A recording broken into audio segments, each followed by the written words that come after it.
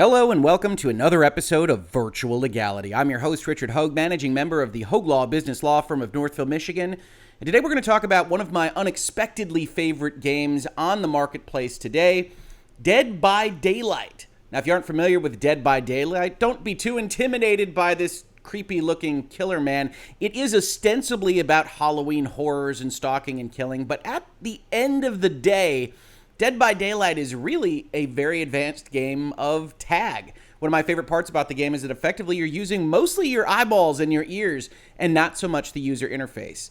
As Behavior Interactive, the makers of Dead by Daylight, describe it, Dead by Daylight is an asymmetrical multiplayer horror game where one player takes on the role of a savage killer and the other four players play as survivors, trying to escape the killer and avoid being caught and killed. Now, a few years back, video games had a lot of these, a lot of asymmetrical multiplayer games. A lot of them focused on this kind of stalking in the woods killer dynamic of Halloween horror. Dead by Daylight is one of the few games that really survived and thrived in that competitive environment. Now, on its, I think it's close to 5th anniversary, it is one of the more popular entries in this particular specialized genre, including from me. I put this in my honorable mention last year, if you saw this when we were discussing our favorite games of 2020, because it was in 2020 that I was brought to Dead by Daylight, but it didn't seem right to make it a game of the year for me, even though I've enjoyed it as much as I have, because it did come out 5 years ago. Now, with that popularity, Behavior Interactive and Dead by Daylight has found that people are willing to license materials to them.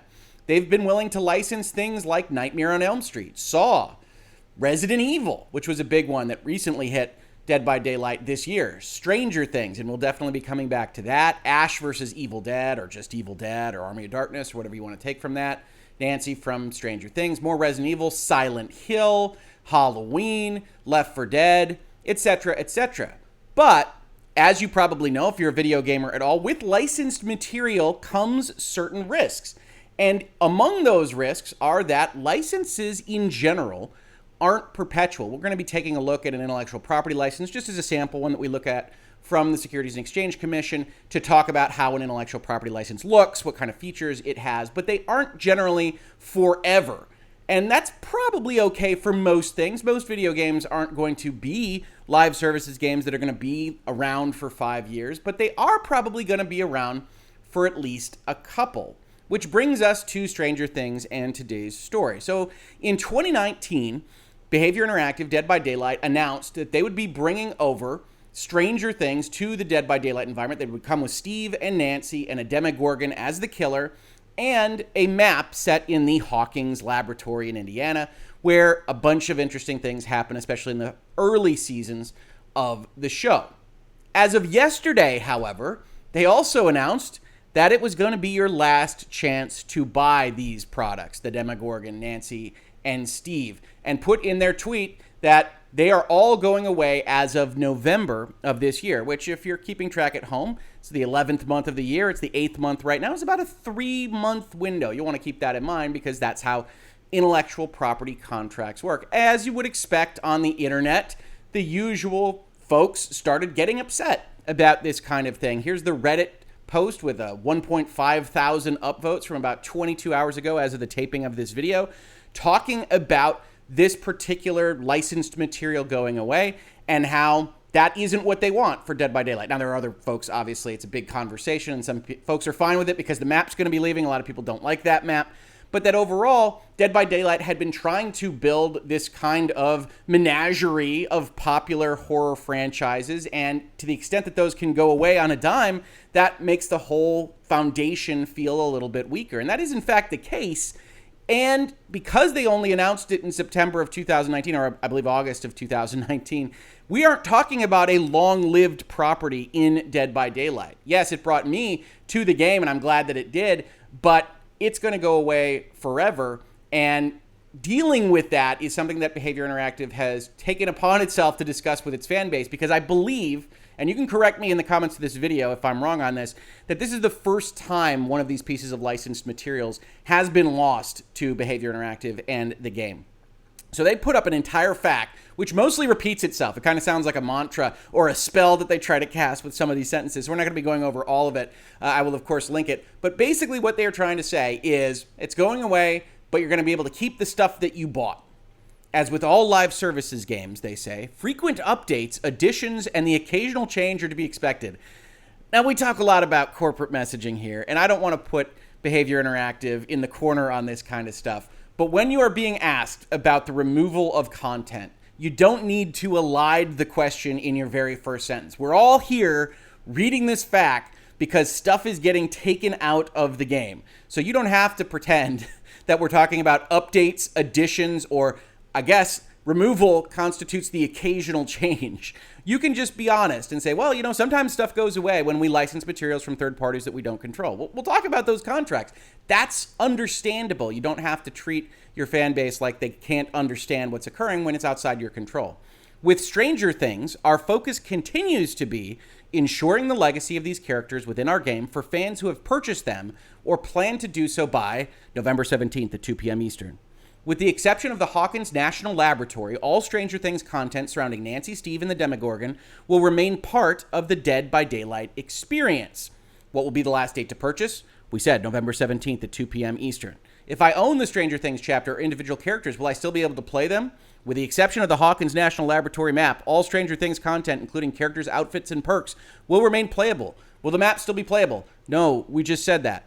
What will happen with my perks? We just said you'll keep them. What about achievements? You don't lose your progress on the characters that you already own. Here's an interesting bit. The achievements will be made generic so as to not specify Stranger Things, and if you had already completed the achievement, it will be automatically unlocked, presumably the new version of it. So they actually have to get rid of references to Stranger Things, with the one exception generally being as a negotiated point between them and Netflix, being that, hey, if our people spent money or time actually getting these characters, then you can't take those away.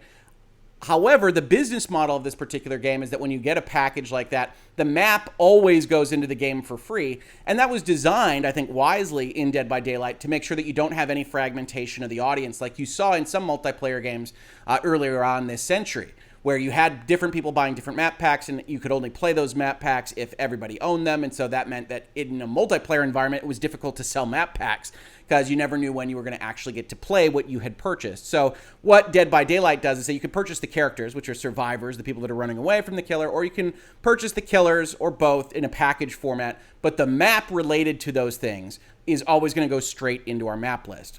That said, Hawkins was some kind of development time. It was a map that some people like, some people don't, and it's going to go away within 2 years of its appearing on the platform, and no new content will be created after that November 17th at 2 p.m. Eastern deadline for Stranger Things. So it's an interesting setup, and one that I think is probably a little bit unexpected. Before we talk about why I think it might be a little bit unexpected for Behavior and maybe even other industry participants, and you can get your hints from the thumbnail to this video, I want to talk about the law here because, hey, it's virtual legality. It's what we do. And I think we can talk about it with some level of intelligence, how these things look, how these things are conveyed between parties. So let's take a look at one of those agreements that conveys intellectual property. Now, as I said, this is from the SEC. This doesn't relate to video games, but it does get the point across as to the kinds of things you have to include when you are licensing out your intellectual property. Now, Netflix owns Stranger Things. It's the ones that can make lunchboxes and t-shirts and hats. And yes, it licenses out its brand in Stranger Things and its characters and its plot points and its settings and everything else to those manufacturers, including manufacturers of video games. But it retains ownership of making Stranger Things stuff. It has that copyright that we talk about so often here in virtual legality. So in an agreement, a licensor, the Netflix of the world, says, hey, I'm the owner of the name and mark, let's say Stranger Things. Here in this agreement, it says CNL, and other intellectual property and proprietary materials that together constitute the brand image here by which licensor is known, but just in general, that constitutes the Stranger Things kind of concept. You, Behavior Interactive, Dead by Daylight, wishes to obtain a non-exclusive license to use the IP rights. You're not going to be the only ones that can use the Stranger Things license, and almost always in a license like this, you will see it described as non-exclusive because an exclusive license, technically, unless other language is put in the contract, would prevent the owner itself from doing things with the intellectual property it owns throughout the lifetime of an agreement of this type. So you'll generally see non-exclusive. Then you'll have a paragraph that actually talks about the grant. To the extent licensor owns or controls the rights we just talked about, licensor grants to licensee, Netflix gives to Behavior a license during the term of this agreement to a non-exclusive worldwide license to use the IP rights, including without limitation the marks, only in connection with something. You will license out those marks to do something with them, to write a book, to make a lunchbox, here to put characters and a level in your video game. So you'll be limited in the license that you get from the owner, both by term, the time of the agreement, and by the use that you have of it. Behavior Interactive couldn't turn around and make an animated Netflix or an animated Stranger Things show in competition with Netflix. That's not what Netflix licensed out. And this is part of what you pay lawyers for, is to suss out exactly what the parameters of an agreement of this type are. Continuing on, we see things that we expect when a licensor is involved. Licensor and its representatives shall have the right to oversee the use of the IP rights by licensee. Now, ordinarily, we'd see a little bit more contour here, but this is just a brand license and not something creative like putting video game characters in your video game. But you'll often see you'll have mandatory meetings. You'll have to get approval of certain artistic decisions that you'd make with incorporating another party's licensed materials, and they get in the contract the right to be a part of that process. We then scroll down, we get another affirmation. Licensee acknowledges and agrees that the IP rights it's going to be using, without limitation, the marks and the goodwill associated with the IP rights are owned by licensor. We are talking about a license, not a transfer. So Netflix owns the rights to Stranger Things. It's not giving them up by licensing them out. And then we get a term provision. Here it says it will commence on the effective date, that's normal, and continue until the termination of a certain advisory agreement. So it was tied to a secondary agreement that was entered into between these two parties. That could be the case between Netflix and Behavior, but more often it will say this will go on for a year or 2 years with automatic renewals or renewals subject to the consent of the parties. We might reevaluate what the royalty rate is, what's getting paid between the parties, et cetera, and then here in this provision, we see following notice of the termination of the advisory agreement, which is going to trigger termination under this agreement, licensee shall have no greater than 120 days to cease use of the IP rights, which is another kind of concept that you often see in these agreements to indicate that when somebody has in-licensed your intellectual property, there's a certain amount of commitment to that. They've designed a level. They've put in the effort to get their characters in the video game. And so very often you'll either have a notification period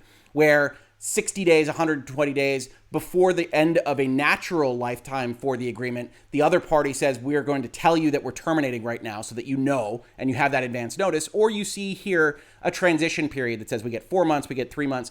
And it's worth noting when you look at the date that they continue to say here, November 17th at 2 p.m. Eastern, you're looking at almost exactly 3 months from when this notification is given to their customers. So that seems in all likelihood to match up with some kind of notice period for termination, some kind of transition period. And if they were being very corporate honest in a fact like this, they would say Netflix pulled the license, or we wouldn't agree to whatever Netflix asked for in terms of royalty increases, whatever it might be. However that happened, there was a license for these materials that allowed us to use Netflix intellectual property, and that license is ending. And no, that's no fun for the customers. That's no fun for the people that enjoy Dead by Daylight. That's not even fun for the people that just are on the Netflix side and love Stranger Things and maybe came over to Dead by Daylight because of that connection. But it happens. Now, one of the very interesting questions to me is why it happened. It seemed to be successful. People like the Stranger Things characters. They serve as advertisements for a somewhat dormant intellectual property. Stranger Things is going to be, I think, between 3 years between entries into their various seasons. And so I think it was helping, but Netflix has had a significant change in strategy that's been announced only in the past couple of months. You might have seen my video here in Virtual Legality, the Netflix of games might just be Netflix. And that was all based on some leaked materials that were eventually revealed to investors that said Netflix was going to be getting into the video game business. Now, fortunately, they actually talked about this with their investors a month or two ago, and we can see exactly what they're planning. We're also in the early stages of further expanding into games, building on our earlier efforts around interactivity, for example, Black Mirror Bandersnatch, and our Stranger Things games. We view gaming as another new content category for us, similar to our expansion into original films, animation, and unscripted TV. Games will be included in members' Netflix subscription at no additional cost, similar to films and series. Initially, we'll be primarily focused on games for mobile devices. We're excited as ever about our movies and TV series offerings, and we expect a long runway of increasing investment and growth across all of our existing content categories. But Since we are nearly a decade into our push into original programming, we think the time is right to learn more about how our members value games. So Netflix, as a company, has announced that they are going to be internally making video games. And in that internal push, they're going to be trying to drive up the value proposition of the Netflix subscription. They're not going to be having people buy these things separately. And I say drive up the value proposition. Yes, they would like to drive up that value. They would also like to drive up that price. Undoubtedly, that's how these things work. So we'll see exactly what happens with their subscription pricing once this games initiative takes off. But as it stands right now, Netflix is positioning itself differently than it was positioning itself even 2 years ago. So when you ask the question of what's happening here, one answer possibly could be that Netflix is going to start pulling back all of its intellectual property and dealing with it internally. The value of this proposition, to the extent that it's being made, even if it's in Match 3 mobile games, whatever it might look like for Netflix, is having a certain amount of exclusivity. You want to watch Stranger Things and then play the Stranger Things game. You don't leave to go to Dead by Daylight. You don't leave to go to somewhere else where we've licensed out this material. You stay in the Netflix ecosystem, you watch our stuff, and by staying in that ecosystem, hopefully we are getting more and more solidified in your keeping your subscription with us from the Netflix perspective. Now, the other thing that could be happening, of course, whenever you have a license canceled, especially on only a 2-year basis, which isn't a ton of time, especially for a live services contract, is that there could just be a difference of opinion. We mentioned that there could be a difference of opinion on a renewal fee, on what the royalties are, how much money Netflix is making. And one of the things that could lean you in that direction is that Netflix just announced a different partnership not a couple of months ago. Here we've got a PlayStation blog from July 12th announcing on July 13th that Stranger Things would be coming to a different multiplayer game called Smite, which frankly I don't like as much as Dead by Daylight, but reasonable minds can differ on these kinds of things. And the question becomes, is this a long-term arrangement? Should folks that play Smite and love Stranger Things be concerned when they see what happened to Dead by Daylight? Or is it just a move over to a company that maybe Netflix likes more or can get more money from on better deal terms? We don't know. What we do know is that Netflix has announced that they want to make more games like Stranger Things 3 the game. They want to make them internally, and they want to drive value to their specific ecosystem. So if I were guessing, purely speculation-based, I would say that Smite's relationship here is probably short-lived. It's going to be whatever the normal length of the contract is. No reason to get out early, but that Netflix is probably going to be trying to consolidate what it views as its strongest assets, its strongest resources, to give value directly to itself and its own enterprise, rather than splitting that money with other video game companies that are using their intellectual property. Will that work out? That's an open question. Certainly didn't work out for Disney Interactive every single time they tried to do it with their own intellectual property, which is why you see them licensing out that property and having great games come out of it, like Spider-Man from Insomniac. I enjoy the Avengers. I know people don't. So you can take that with a grain of salt, but that Disney has gotten better at moving that property out to other folks that make video games, and Netflix is going the other direction. So we'll have to see. But for right now, if you're interested in buying Stranger Things content on Dead by Daylight, you have until November 17th at 2 p.m., and you can see that referenced about 25 times in this particular fact. This has been Virtual Legality for today. If you enjoy talking about the business and law of video games, pop culture, technology, and the rest, please consider supporting the channel. We've got a Patreon you can check out. We've got other ways to support the channel that are shown in the description, or just subscribing, telling your friends, upvoting, downvoting. Having us appear on various forums that you might be on is very, very helpful, and I appreciate every little bit of it. If you caught it on YouTube, thank you so much for watching, and if you listen to it as a podcast, thank you so much for listening. And I will catch you on the very next episode of Virtual Legality. Virtual Legality is a YouTube video series with audio podcast versions presented as commentary and for education and entertainment purposes only. It does not constitute legal advice and does not create an attorney-client relationship. If you have legal questions about the topics discussed, please consult your own legal counsel.